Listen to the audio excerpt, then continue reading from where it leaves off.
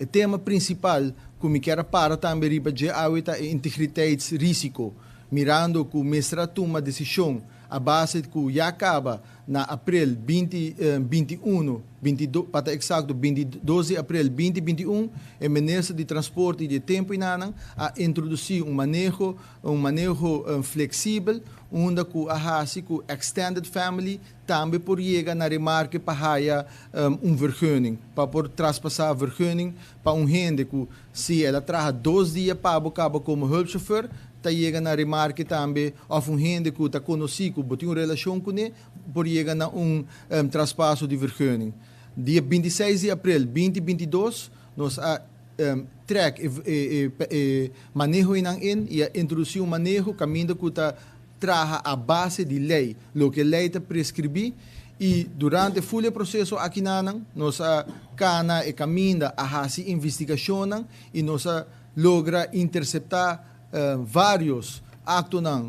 que não está íntegro e sei a conduzir com os mestres toma decisão mirando que está atachar integridade de full processo, atachar integridade do departamento governamental, pero também está atachar minha integridade como ministro de transporte e pensei mestra toma decisão abrupto, seja bota íntegro ou não está íntegro e aceita o que nos separa pe.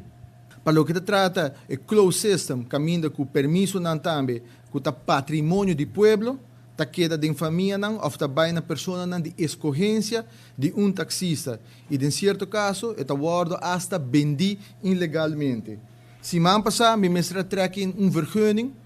que o caso aqui vai ter corte, caminho vergunning que está patrimônio do pueblo, a guardo vendi, para mim viaja na 90 florin e de 2 viaja na 75.000 florin.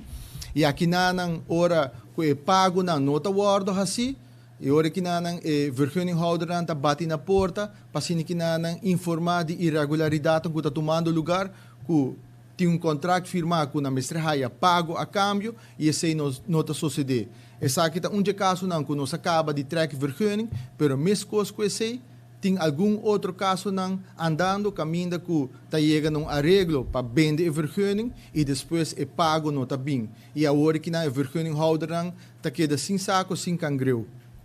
Se nós for back na mesmo slide que está ilustrar o closed system,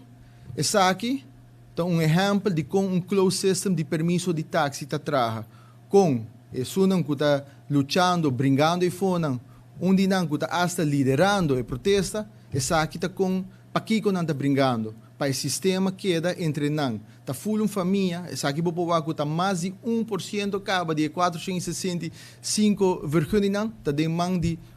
grupito. E assim aqui na nanta sigue luta para coisa aqui na queda vergonha vira direito de não para não por decidir que está passa dentro do setor aqui na